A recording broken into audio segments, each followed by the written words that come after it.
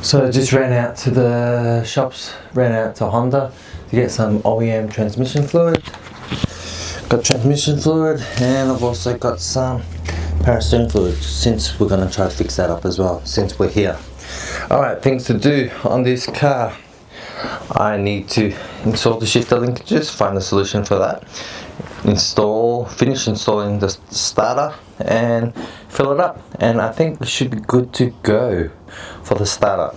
But I think I'm missing something, so I do really want to get started just to confirm whether the box works or the original problems fixed. So that's what we'll work on.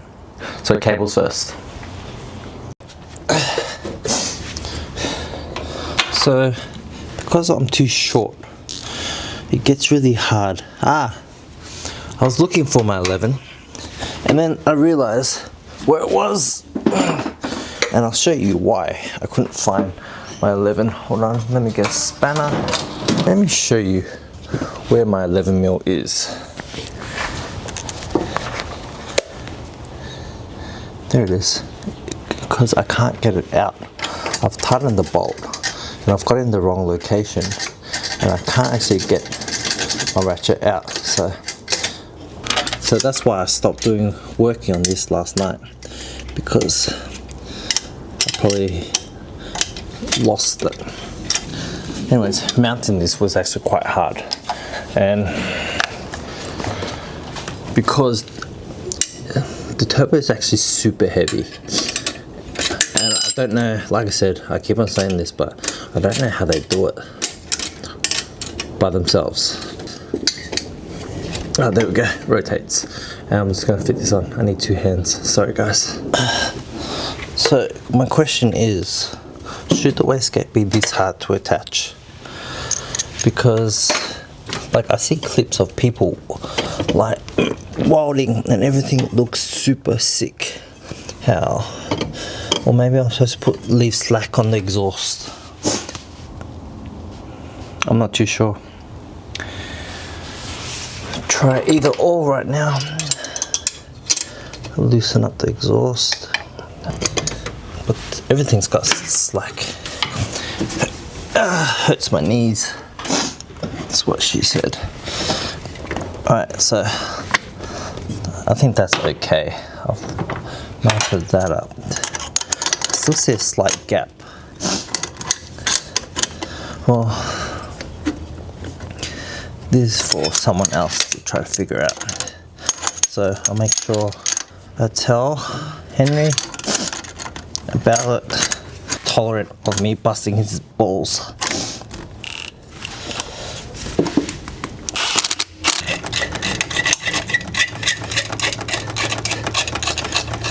Alright, on to the next thing, which is the starter motor. So the reason why I'm wearing the lanyard is because this mic, although it's super beneficial, it gets snagged on everything. So I was just plugging up this gearbox and I realized I actually haven't taken the slave off, because I need that, because mine doesn't come with it. I should probably grab that off him. If nothing's wrong with it, then I'm going to post this up for sale. Those of you who are watching, it's going to go up pretty cheap, so if there's nothing wrong with it, it's a steal. If there is something wrong with it, I'll disclose that and I'll let you know, but this will be going super cheap in comparison to what the market price is. So sorry about that, I was having camera dramas just where it just stopped recording automatically. I think my camera was overheating or the memory card or something's wrong with that. But like I was saying, luckily I've decided to slow things down on this, go over everything, and what I'm realizing is I've left a lot of bolts relatively loose. So I'm just going through and checking that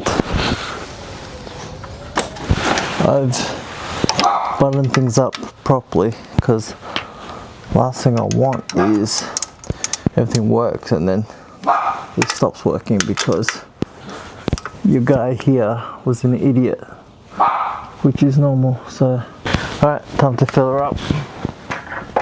So I've just attached my pump to it. I hope this works.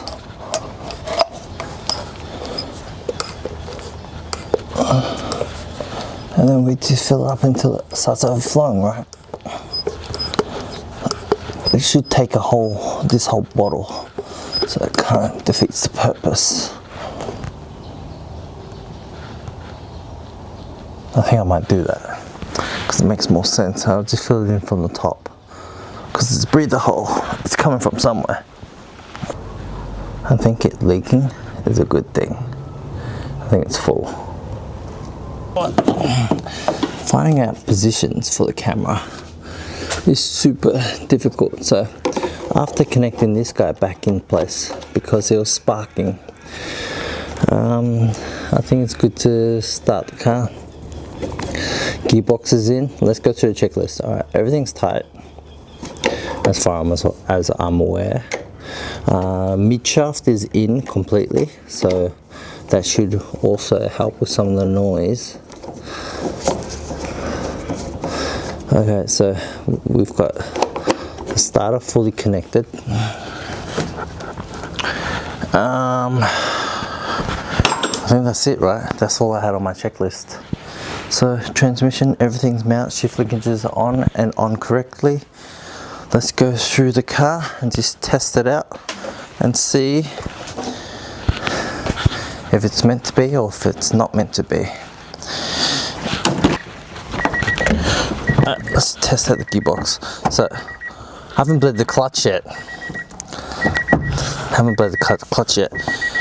And also I've got to get used to the fact that I don't have a 6-speed anymore, which is gonna be somewhat annoying. There it is. 1, 2, 3, 4. That's reverse. It's gonna take some time to get used to. Alright, bleed the clutch. Alright, so I think I've done it right. Just trying to get some fluid into it.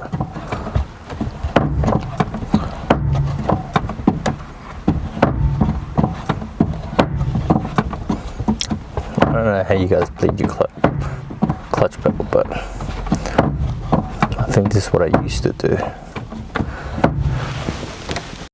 So I was just sitting there pumping the clutch pedal in and out for probably 5 minutes, 3 minutes, until I realized, how come it's not working? Normally it's bled by now. And then I had an idea. I had to undo the nipple. It's been that long since the last time I bled a clutch that I forgot about it completely. So undid that, connected my hydraulic bleed tool to it, and now it's working a lot better. It's very aggressive. Nothing more to say, but so let's start the car. I think, hold on. Yes. Oof.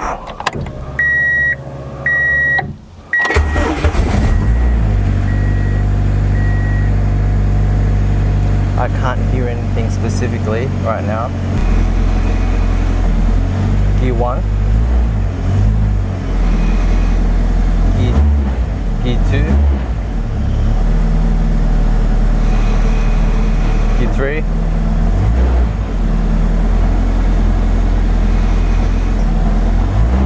Gear 5. Gear 4. And then put it into reverse.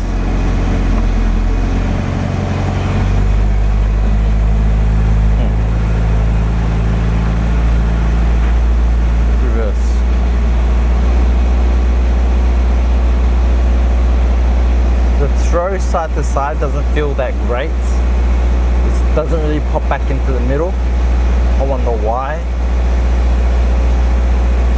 But third and fourth, no more noises.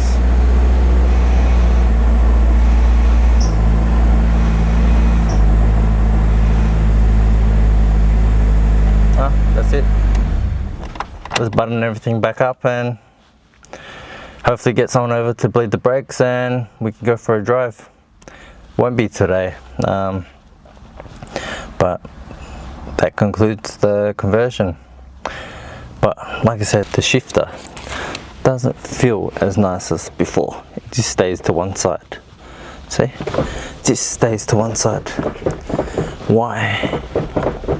So my number one concern on this one, besides the gearbox making that noise, is if it doesn't return back to the initial position, someone's gonna money shift this thing. And I don't think it's gonna be me, so I need it foolproof to human error to a degree. Definitely needs to be fixed. Told me to just work from the front backwards. So see, it goes up, it goes down, it goes up, it goes down. Yeah, as it should. Alright, so it's not that. And what I realized is, have a look at this. It just loose stays there. Goes to one side, goes to the other side, stays there. So I think the problem is, I think I need a new shifter. So not much I can do today. I think that's it. That concludes today's messing around with the DC2. So like I said, in summary, gearbox works, which is really good. Let me rest you on the garage door so I don't have to hold it. Alright, so gearbox seems to work. Seems that my shifter mechanism seems to be the problem. So whether or not I can find a new one, or whether or not I take the one in this car and take it apart and see what the issue is. It feels like a spring. I'm not too sure. I think the other box had this issue. Or maybe I bundled up the wire. I don't think I bundled up the wires, the cables. I'll double check that. But that's all sorted. I have this motor that's been sitting around in my house for a while. I've got to be realistic with some of my projects, so that one is gone. This guy has to get posted off to get inspected. I just realized where HGG gearboxes are, and they're all the way an hour away. So I don't know if I want to travel that far. I don't even travel that far for my normal car parts. And probably it's just time to list that box for super cheap. So I'll probably do that. But like I said, car works nicely. Bleed the brakes and we're off for another test drive. And if all goes well, then maybe it wouldn't be too unrealistic to assume that the car would go for a tune. I think this car probably pull 220 kilowatts, I think, just because the turbo is relatively quite small in terms to the previous owner's build where he had a 3582. So I think he got roughly 240, so I think 220 would probably be a good estimate for this car, and that's enough for me.